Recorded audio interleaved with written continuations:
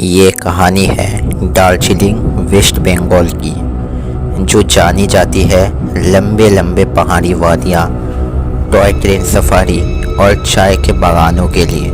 इसी खूबसूरत जगह पर घर बनाने का मन करता है शिवम नाम के एक बहुत ही इंटेलिजेंट और पढ़े लिखे लड़के को।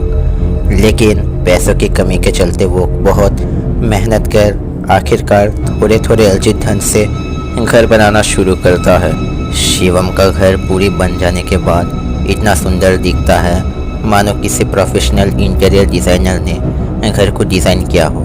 शिवम के बैचलर दोस्तों में से हर्षिता को यह घर इतना भाता है कि मानो शिवम के पार्टियां रखने के दिन वह बहुत देर से घर को निहारते रहती और एक एक कोना भी छूकर देखते रहती, क्योंकि शिवम ने वो घर ही हर्षिता के लिए बनाया हुआ था और शिवम उसके साथ शादी के बाद उस घर में एक साथ मूव इन करने वाला था। अब दोनों अलग कास्ट के होने पर उनके घर वालों ने तो मना कर दिया, लेकिन हर्षिता के घर वाले मान गए। लड़के शिवम ने इतना बड़ा घर और ख़ुद को इंडिपेंडेंट भी बना लिया था और लड़की वालों के घर शिवम के पेरेंट्स को मनाने पर वे मान गए।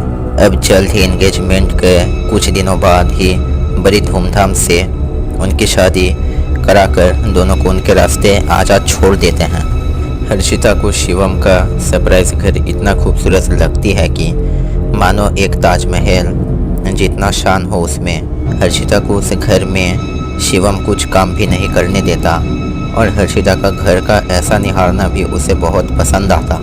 लेकिन एक बात तो है कि इंसान कभी ना कभी घर से निकलेगा, लेकिन हर्षिता नहीं निकलती। जो चीज़ पहले तो शिवम को बहुत अच्छा लगता, लेकिन अब उसे भी यह बहुत चुभने लगी थी। अब शिवम के सभी दोस्तों के घर के मुकाबले शिवम का घर बहुत बड़ा था, इसलिए उसी के घर सभी मिलकर हैंग आउट भी किया करते। यह चीज़ हर्षिता को बिल्कुल अच्छी नहीं लगती, जो कि वो शिवम को खुल के बोल तो नहीं पाती कभी। लेकिन एक बार जब शिवम का दोस्त ने गलती से ठंडी के समय लकड़ी जलाते समय मैचेस को ग्रास ग्राउंड में फेंका और उससे वह जल जाने पर हर्षिता गुस्से से उसको तो सुनाती है, जिससे देख शिवम भी एम्बेरसमेंट फील करता है और उस दिन के बाद से उसके घर में और कोई फेस्ट भी नहीं रखने का सोचा। अब 5 साल शादी के गुजरने के बाद हर्षिता का अचानक मौत हो जाता है। दूसरे दिन शिवम सबको कहता है कि दोनों बेड पे सो रहे थे कि हर्षिता बहुत देर तक सोती नहीं और बेड के खिड़की से झांकती रहती है। शिवम के आँख खोलने पर वह हर्षिता से अगर बात करता भी तो वो कोई रिप्लाई नहीं देती और बाद में शिवम को लगता है कि वो चल बसी है। अब हर्षिता के वियोग के चलते शिवम भी कुछ न खा पी कर वो भी चल बसता है।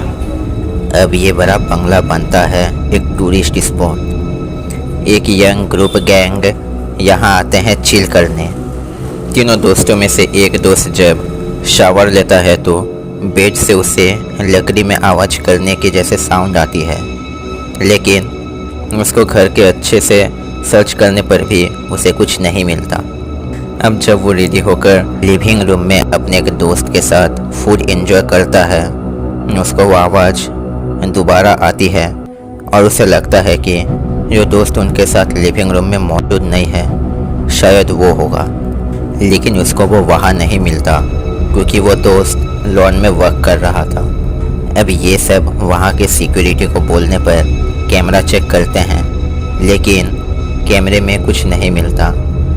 अब एक पैरानॉर्मल इन्वेस्टिगेटर को सर्च करने के कहने पर उनको एक फीमेल एंटिटी मिलती है, जिसके बाद ही उन्हें पता लगता है कि उनके स्टे करने वाले कमरे में ही हर्षिता अपना आखिरी दम तोड़ी थी। इसलिए अब से वह जगह पूरी तरह बंद पड़ा है।